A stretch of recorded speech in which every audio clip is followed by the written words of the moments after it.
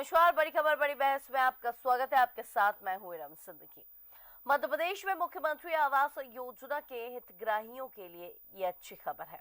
योजना के करीब 5.25 लाख गरीब हितग्राहियों का बैंक कर्ज मध्य प्रदेश की डॉक्टर मोहन यादव सरकार चुकाएगी। ये वे हितग्राही हैं जो अपनी कमजोर माली हालत के कारण बैंकों का कर्ज अदा नहीं कर सके।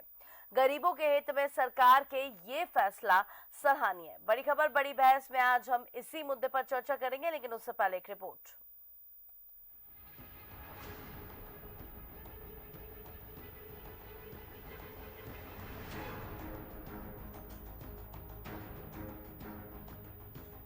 मुख्यमंत्री डॉक्टर मोहन यादव ने मुख्यमंत्री आवास योजना के 5,28,000 बकायेदारों का ऋण माफ करने का निर्णय लिया है।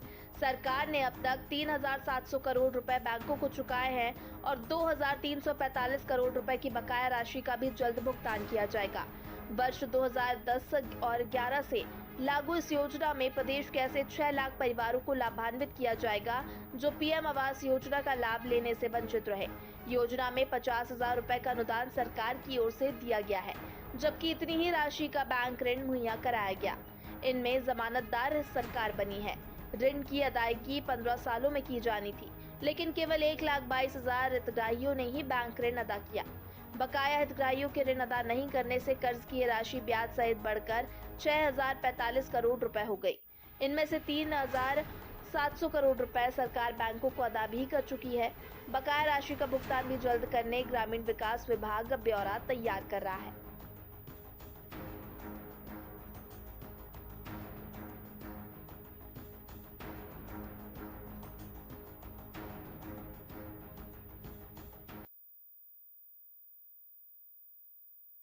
चलिए, बड़ी खबर बड़ी बहस में आज हम इसी मुद्दे पर चर्चा करेंगे। चर्चा के लिए पैनल से आपको इंट्रोड्यूस करा देते हैं। Political editor Ravi Awasthi ji studio से हमारे साथ मौजूद हैं। साथ में मंजरी जैन जी बीजेपी से, अंबिका शर्मा कांग्रेस से हमारे साथ जुड़े हुए हैं। आप तीनों का बहुत स्वागत है बड़ी खबर बड़ी बहस में। रवि अवस्थी जी, इस सराहनीय पहल को मुख्यमंत्री डॉक्टर मोहन यादव की सराहनीय पहल के लिए क्या कहेंगे आप? हम देखिए, हालांकि जो हितग्राही हैं गरीब तबके के हैं और स्वाभाविक तौर पर शिवराज सरकार जब 2010-11 में ये स्कीम लाई थी तो एक तरीके से देखिए सरकार ने अपनी तरफ से 50-50 हज़ार रुपये हितग्राहियों को दिए थे। इसके अलावा बैंक ऋण भी मुहैया करवाए थे और उसमें गारंटर जो है वो सरकार है। अब जाहिर बात है कि अगर ऋणी जो है अगर वो कर्ज नहीं चुकाएगा तो जो गारंटर है तो सरकार गारंटर है, तो स्वाभाविक तौर पर अब वो कर्ज सरकार को चुकाना पड़ेगा। हालांकि प्रयास ये किए जा रहे हैं कि वन टाइम सेटलमेंट या इस टाइप का कोई और फार्मूला लाकर, जैसा कि अभी देखिए आप इससे पहले जो सहकारी तांबे के क्षेत्र में भी इस तरह का एक प्रयोग किया गया और काफ़ी हद तक सफल रहा है। अगर वन टाइम सेटलमेंट में कुछ लोग ये ऋण अदा कर देते हैं तो ठीक है, अन्यथा पूरा कर्ज तो सरकार अदा करेगी और इसकी तैयारी विभाग ने शुरू कर दी है। तमाम जिलों से या बैंकों से जो है वो इस तरह के हितग्राहियों की जानकारी बुलाई जा रही है। हालांकि 3,000 करीब 6,030 करोड़ रुपए के आसपास का ये कर्ज है ब्याज सहित और है ये राशि, और इसमें से 3,700 करोड़ हालांकि सरकार पहले दे चुकी है, लेकिन जो बकाया राशि है उसको देने की कवायद भी अब हो रही है। तो सरकार की तरफ से प्रयास यही है कि अगर हितग्राही वो पैसा नहीं दे पाते तो फिर सरकार वो पैसा पूरा अदा करेगी। बिल्कुल। अंबिका शर्मा जी, आप कैसे देखते हैं इसको?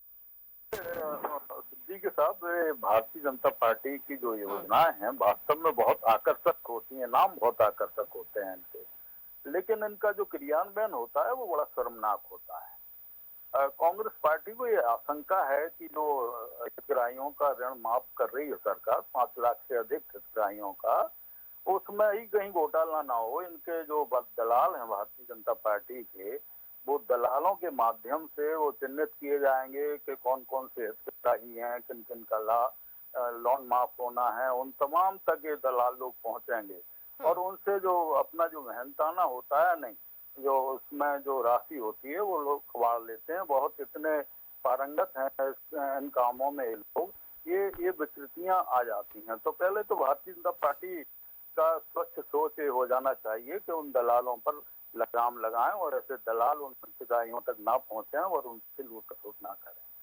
वैसे स्वागत किया जाना चाहिए, इस योजना का तो स्वागत किया जाएगा, लेकिन निश्चित रूप से जो दलाली हावी है भारतीय जनता पार्टी की संस्कृति में, दलाली प्रथा, उस दलाली प्रथा से वास्तविक हितग्राही को लाभ मिल नहीं पाता है उतना जितना मिलना चाहिए। दूसरा ये इस सरकार को भगवान सद्बुद्धि दे, इन्होंने हितग्राहियों का जो आवास का जो ऋण माफ किया वो तो ठीक है, लेकिन बेचारे किसानों ने क्या बिगाड़ा है, मध्य प्रदेश के किसानों ने, इनका भी ऋण माफ कर दे तो बहुत अच्छा होगा। मंजरी जी, यहाँ पे अंबिका जी सराहनीय पहल तो बता रहे हैं, लेकिन कुछ और बातों पर भी यहाँ पे नजर डालने की बात कर रहे हैं। मंजरी जैन जी, उनको कुछ ना कुछ तो कहना ही पड़ेगा, क्योंकि वो ये जानते हैं कि कांग्रेस की संस्कृति में जिस तरह से भ्रष्टाचार था, कांग्रेस की जब कांग्रेस से जो है पहला बीज भ्रष्टाचार का बोया अपने शासन काल में, और इनके जो दलाल सक्रिय थे तो इनको अच्छा अनुभव है, और उसी अनुभव को आज ये यहाँ बयां कर रहे हैं कि बिना बेबुनियाद किसी भी प्रकार की इस तरीके की बातें करना, मैं नहीं समझती कि समझदारी है। लेकिन मैं माननीय मुख्यमंत्री जी का जरूर इसके लिए आभार व्यक्त करना चाहूंगी कि जिस तरह से उन्होंने, हमारी सरकार काम कर रही है और गरीबों के लिए जैसे हम कहते आए हैं, और माननीय प्रधानमंत्री जी ने यही कहा, और हमारे जो पथ प्रदर्शक डॉक्टर श्यामा प्रसाद मुखर्जी और पंडित दीनदयाल उपाध्याय जी जो अंत्योदय की बात करते थे, तो हमारी दोनों सरकारें जो है वो अंत्योदय के लिए आज काम कर रहे हैं, विकास के लिए आज काम कर रहे हैं, देश को शक्तिशाली बनाने के लिए काम कर रहे हैं, देश भारत माता का ऊंचा करने के लिए काम कर रहे हैं। तो हम हर क्षेत्र में काम कर रहे हैं, जहाँ एक तरफ हम अंत्योदय की बात करते हैं, वहीं हम विकास की भी बात करते हैं, और वहीं हम विदेश नीति की भी बात करते हैं। तो हम हर जगह जो है एक प्लानिंग के साथ सदे हुए कदमों से अपना काम कर रहे हैं, दोनों हमारी सरकार है। तो निश्चित तौर पर आज जो मुख्यमंत्री ने जो निर्णय लिया है वो स्वागत योग्य है। मैं समझती हूँ कि जिन गरीबों ने कभी सोचा नहीं था कि उनके सर पर भी कभी पक्की छत होगी, माननीय प्रधानमंत्री जी ने उनका सपना पूरा किया और उसको आगे बढ़ाते हुए माननीय मुख्यमंत्री जी अब उसको आगे बढ़ा रहे हैं। तो निश्चित तौर पर ये एक बहुत बड़ा बदलाव है, और यही कारण रहे कि जो हमारी योजनाएं आई जन कल्याण की, अंत्योदय की, और उसी का एक बहुत बड़ा जो एडवांटेज या जो कहिए रिजल्ट निकल के आया, हमारे देश में 25 करोड़ लोग पॉवर्टी लाइन से ऊपर आते हैं। तो ये बहुत बड़ी बात है। जो हमारा कुशल नेतृत्व है, प्रशासन है, उसी का ही परिणाम है। तो निश्चित तौर पर जो हम कहते आए थे कि हर गरीब के सर पे पक्की छत होनी चाहिए, बेसिक एक व्यक्ति की जो आवश्यकताएं होती है, मूलभूत आवश्यकताएं होती है, घर, कपड़ा और मकान, उसके लिए सरकार प्रतिबद्ध होकर काम कर रही है। इससे बिजली भी उनको फ्री दी जा रही है, कनेक्शन फ्री दिए जा रहे हैं, उज्ज्वला के अंतर्गत हमने गैस कनेक्शन फ्री दिए। तो एक अगर हम देखते हैं तो किस तरीके से प्लानिंग के साथ काम किया कि गरीब के घर में पक्की छत हो गई, उसमें बिजली हो गई, उसमें गैस चूल्हा हो गया। तो सारी व्यवस्थाएं जो होनी चाहिए थी, स्वच्छ जल पहुंचे नल की टोटी से। तो एक सोचिए आप, बहनों के जीवन में कितना बड़ा परिवर्तन आ गया, महिलाओं के जीवन में कितना बड़ा परिवर्तन आ गया कि दिन रात वो सिर्फ पानी ढोने में उनका सुबह से शाम हो जाती थी, और बिना बिजली के हमने देखा है कि गाँव में तो बहुत सालों बाद बिजली पहुंची थी। तो ये मैं बता रही हूँ आपको कि 95 के, अगर हम 95 के टाइम की बात करें तो गांव में बिजली नहीं थी, कई गांव में बिजली नहीं थी। तो आज देखिए सारे गांव जो है, हर गांव में बिजली है, हर गांव में सड़क है, हर गांव में पानी है। तो जो मूलभूत बुनियादी जो आवश्यकताएं थी वो सरकार ने पूरी की है। तो इसी को कहते हैं, जो हम राम राज की परिकल्पना करते हैं तो इसी को राम राज कहते हैं। तो निश्चित तौर पर उस तरह से हम आज देश का भी विकास कर रहे हैं, और स्वर्णिम मध्य प्रदेश की जो हम बात करते हैं उस तरफ की यह एक मील का पत्थर साबित है। अंबिका जी, यहाँ पे मंजरी जी तो कह रही हैं कि जो भी मूलभूत सुविधाएं थी वो यहाँ पे पूरी कर दी जा रही हैं, यानी कि महिलाओं को सशक्त करने की भी बात यहाँ पे कर रही हैं, गरीबों को घर देने की बात भी यहाँ पे कर रही हैं। फिर किस बात की आप कह सकते हैं, क्योंकि लगातार अभी भी आप कह रहे हैं कि एक दलाल जो बीच में आ रहे हैं उनको हटाना चाहिए। आप सराहनीय पहल तो बता ही रहे हैं, लेकिन कहीं ना कहीं एक नजर जरूर डलवा रहे हैं कि इस पे नजर डालने की जरूरत है। देखिए, इनका जो सूत्रवाक्य है अंत्योदय, वास्तव में इनने अपने आचरण से उस अंत्योदय को अंत्यो अस्त कर दिया है। वो सूत्रवाक्य इनके जो चारों ओर घूमने वाले जो चाटुकार और चापलूस प्रवृत्ति के और दलाल किस्म के लोग हैं, उन्हीं का उदय हो रहा है। बाकी तो सबका अस्त हो रहा है। जो गरीब तबका है, मजदूर तबका है, किसान तबका है, जो सब भयंकरतम इस समय ऐसे दुर्भाग्यपूर्ण दौर से गुजर रहे हैं, इतने परेशानियों के दौर से गुजर रहे हैं और सरकार के कानों पर जू भी नहीं रह रही है। तो ये सरकार अपनी नाकामियों से, सरकार के ऊपर जो पाप चढ़ा हुआ है, जो माने लोगों से वादे करके आए हैं, बेरोजगारी हटाने का, किसानों की दुगनी आय करने का, गृहिणियों की व्यवस्था करने का, चूल्हा जो इन्होंने कहा हमने चूल्हे दे दिए, वो उसमें गैस ही नहीं है, चूल्हा में क्या जलेगा, चूल्हा सर पटक रही है महिला उस पे गैस पे। अब वो उसमें सब्जी ही नहीं है, सब्जियों के भाव आसमान को छू रहे हैं, इतनी महंगाई है, दालें नहीं मिल रही हैं, दाल 200 रुपए किलो हो गई है। ये सब बातें बुनियादी मुद्दों से जो लोग भाग रहे हैं और इतने बढ़िया भाषण देते चले जाते हैं, इतने भाषण देते चले जाते हैं जिससे लोग भ्रमित हो जाते हैं। इन भाषणों से कुछ भी होने वाला नहीं है। जो हकीकत है, जमीनी सच्चाई है कि ये लोग हर मोर्चे पर बेचारे फेल हो रहे हैं और बढ़िया भाषण दे दे के ये सब पर पानी फेर रहे हैं। जबकि वास्तविकता ये है कि ये अभी जो मुख्यमंत्री जी ने घोषणा की है ना, 5 लाख से अधिक हितग्राहियों का कर्ज माफ करने का, आप देख लीजिए ये भी एक कोई बड़े घोटाले के रूप में कन्वर्ट होगा और घोटाला सामने आ जाएगा कि इसमें इतना घोटाला हुआ, इतने लोगों को के साथ लूट खसोट हुई, इतने लोगों को जो वास्तविक हितग्राही थे उसका लाभ नहीं मिला। ये सब होता है, ये आम बात हो गई है भारतीय जनता पार्टी की। अब इन तमाम घोटालों की बात करना भी हमें खुद अपने आप में शर्म आने लगी है, क्योंकि ये घोटाले से परिपूर्ण पार्टी हो गई है और अब सत्ता में तो है ही, मदहोश है ही, तो ये सब चलता है। और हमें नहीं लगता है कि कोई एक कर्ज वाली पार्टी जो केंद्र से इतना कर्ज ले रही, कि ब्याज का भी कर्ज पटाने के लिए कर्ज लेना पड़ रहा है। देखो तो आप चमत्कार इनका, ये कर्ज लेने में बड़े पारंगत हो गए हैं। अपनी सुख सुविधाओं को का ख्याल रखने में इतनी तड़प इनको रहती है। बढ़िया विमान, चलिए आपकी बात का जवाब मंजूरी जी से ले लेती हूँ, फिर रवि जी की तरफ रुख करेंगे। मंजूरी जी कुछ कहना चाहेंगे अंबिका जी की जवाब का? मैं अंबिका जी जिस तरीके से बात कर रहे हैं, घोटालों की बात कर रहे हैं, भ्रष्टाचार की बात कर रहे हैं, तो मुझे लगता है इनको अपनी तरफ देखना चाहिए, अपने कुनबे को देखना चाहिए और अपने उन नेताओं को देखना चाहिए जिनकी ये हमेशा पूजा करते हैं, जिनको महिमा मंडित करते हैं कि आज वो जमानत पर घूम रहे हैं। और घोटालों की आपके तो जो पार्टी का जो चंदा होता है ना, उसका भी घोटाला हुआ, वो सबको विदित है। तो ऐसे जल में, थल में, नभ में, हर जगह आपने जो है घोटाले किए, चारों दिशाओं में घोटाले किए और आप घोटालों की बात करते हैं। घोटालों में अकांत डूबी हुई पार्टी की, तो इसीलिए तो आपको जनता ने बाहर कर दिया। ये लोकतंत्र है और लोकतंत्र में जो जनता है वो भगवान होती है, तो भगवान ने आपको दे दिया पनिशमेंट। आज अगर भारतीय जनता पार्टी अच्छे से काम नहीं कर रही होती, जो हम अंत्योदय की बात करते हैं, आप कह रहे अस्त हो गया है, जब आप ये कह रहे हैं कि अच्छा काम किया, स्वागत ही हो गया, और फिर आप कह रहे हैं अंत्योदय अस्त हो गया। आपने कब गरीब की चिंता की थी? आपने तो गरीब को गरीब ही रहने के, गरीब रहे इसके लिए आपने व्यवस्थाएं की थी। आपने कभी नहीं सोचा कि एक महिला घर से बाहर जाती है शौचालय के लिए तो उसे कितनी आत्मग्लानि होती है, उसके आत्मसम्मान को कितना ठेस पहुंचती है, इसके लिए किसने सोचा? माननीय प्रधानमंत्री जी ने। मतलब एक बहुत छोटी बुनियादी आवश्यकता थी। आप 60 साल 65 साल देश में शासन करते रहे, आप एक शौचालय नहीं दे पाए। बड़ी बड़ी बातें करते हैं चैनल पर बैठ के आपके नेता और आप। तो मैं समझती हूँ कि आपके नेता तो कभी एसी रूम से बाहर निकल कर उन्होंने जनता का दुख दर्द समझा ही नहीं। वो तो चांदी की चम्मच लेके पैदा हुए थे, तो उनको ये समझ में नहीं आता कि जन भावनाएं क्या होती है और तकलीफ क्या होती है। तो वो एक कहावत है, जाके पैर न पट्टी बिवाई बता जाने पीर पर आई। तो ये इसमें का हाल है कांग्रेस का। तो ये जनता जो है ना अब समझदार हो गई, वो किसी के बरगलाने में नहीं आती है। आपने कितना भी बरगला लें, लेकिन आपकी बात, जैसे कि आप नारी सम्मान की बात कर रहे थे, तो उन्होंने भरोसा नहीं किया। क्योंकि जिस समय आप, जब अभी किसानों की बात की आपने, तो मैं बता दूं, जिस समय आप सत्ता में आए तो आप ये झूठ बोलकर आए थे कि हम किसानों का कर्ज माफ कर देंगे। फिर आपने कहीं नहीं किया किसानों का कर्ज माफ, यदि इतने आप किसानों के हितैषी थे तो आपने कब सोचा?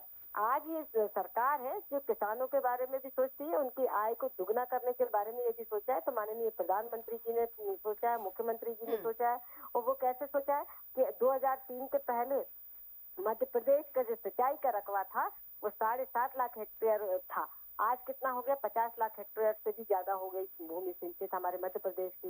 बुंदेलखंड जहाँ पानी के लिए त्राही त्राही रहा करती थी, आज वहाँ देखिए वहाँ लोग खेती कर रहे हैं। और जो पैदावार 1 एकड़ में 4-6 कुंटल हुआ करता था अनाज पैदा, आज वहाँ 20 और 18-20 बोरे जो है अनाज पैदा हो रहा है। तो आप बताइए, दुगनी से भी ज्यादा हमने इनकम किसानों की बढ़ा दी है। तो कहीं ना कहीं हम जैविक खेती के लिए भी उनको प्रोत्साहित कर रहे हैं, ताकि उनको जो है हम जो हमारी पारंपरिक जो खेती थी हम उस तरफ फिर जा रहे हैं, ताकि हमारी जो भूमि बंजर होती जा रही है उसको उपजाऊ बनाए। तो निश्चित तौर पर धीरे धीरे ये बदलाव अब हमको सामने देखने को मिल रहे हैं। किसान भी खुशहाल है, महिलाएं तो है ही। महिला सशक्तिकरण के लिए तो भारतीय जनता पार्टी की सरकार ने जितना काम किया वो ऐतिहासिक है। उनको शौचालय से लेके और संसद में और विधानसभा में नीति निर्धारण में सहभागिता सुनिश्चित करने तक दोनों सरकारों ने जिस तरीके से काम किया है वो बहुत ही सराहनीय है, ऐतिहासिक है, भूतो न भविष्यति है। क्योंकि आप तो महिला आरक्षण बिल जो है पारित ही नहीं कर पाए थे, आपकी मंशा नहीं थी तो आपने किया नहीं। लेकिन हमारी सरकार की मंशा थी तो हमने महिलाओं को हर तरीके से सुरक्षित करते हुए, उनको शैक्षणिक करते हुए और हर जगह उनकी सहभागिता भी सुनिश्चित की। तो इसके लिए भारतीय जनता पार्टी की सरकार ने जिस तरीके से काम किया वो बधाई की पात्र है। कांग्रेस सिर्फ नकारात्मकता से भरे हुए भाव से है और नकारात्मक बात ही करती है, इनके पास कुछ नहीं है कहने के लिए। तो ये सिर्फ इल्जाम ही लगा सकते हैं, लेकिन अपने आप को नहीं देखेंगे, अपने आप में सुधार नहीं करेंगे कि इनके कार्यकर्ता नहीं बचे, अब नेता छोड़ के पार्टी चले गए। तो अभी भी इनको समझ में नहीं आ रहा है। तो मैं समझती हूँ इनको अभी इस समय जो चले है आपकी बात का जवाब मैं आवश्यकता है। लूंगी, लेकिन उससे पहले मैं रवि जी से जवाब लेना चाहूंगी। रवि जी क्या कहेंगे, दोनों को ही सुना आपने। बिल्कुल हम देखिए, हालांकि जो गरीब वर्ग के हितग्राही है स्वाभाविक तौर पर उन्हें एक बड़ी राहत कहीं ना कहीं इससे मिलेगी। लेकिन एक नुकसान ये भी है कि देखिए, अगर इन लोगों ने ऋण नहीं अदा किया है तो फिर आगे योजना का लाभ बाकी लोगों को कैसे मिलेगा, ये भी सोचना चाहिए। क्योंकि होता यही है कि देखिए, अब अगर इस तरह का मामले जब लंबित हो जाते हैं, एक बड़ी रकम जब कहीं फंस जाती है तो स्वाभाविक तौर पर बैंक भी ऋण देने से कतराते हैं और सरकार भी कहीं ना कहीं उस योजना को अगर देखा जाए तो ब्रेक लगता है। आप देखिए, मुख्यमंत्री आवास योजना के उन लोगों के लिए लागू की गई थी जो पीएम आवास योजना में का मतलब लाभ लेने से किसी कारण से वंचित रह गए या वो उसमें पात्र नहीं थे। उनको मुख्यमंत्री आवास योजना के तहत ऐसे 6 लाख लोगों को 2010-11 के बाद से लाभान्वित किया गया। लेकिन अब देखिए, वो गति इसलिए रुक गई है क्योंकि अब पैसा फंसा हुआ है, बैंक तैयार नहीं है। 6,000 करोड़ की रकम है, कुछ तो दे दी है सरकार ने, कुछ और। तो इस कम से कम जो ऋणी हितग्राही है उन्हें इस बात का ध्यान रखना चाहिए, क्योंकि जो रकम दी गई है 15 साल में अदा करना था। जब 1,22,000 लोगों ने अदा किए तो बाकी लोग भी अदा कर सकते थे। और मुझे लगता है कि हो सकता है इसमें वो वन टाइम सेटलमेंट जैसा फार्मूला लाया जाए। लेकिन इरम एक बात और भी है ना कि देखिए, 1 लाख में तो मकान बनने से रहा। जाहिर बात है कि उस हितग्राही ने बाकी व्यवस्था भी की होगी कहीं ना कहीं से, कुछ अपने पास से, कुछ इधर उधर से उधार भी लिए गए होंगे। क्योंकि आज की महंगाई के इस दौर में 1 लाख में कैसे मकान कोई बना पाएगा।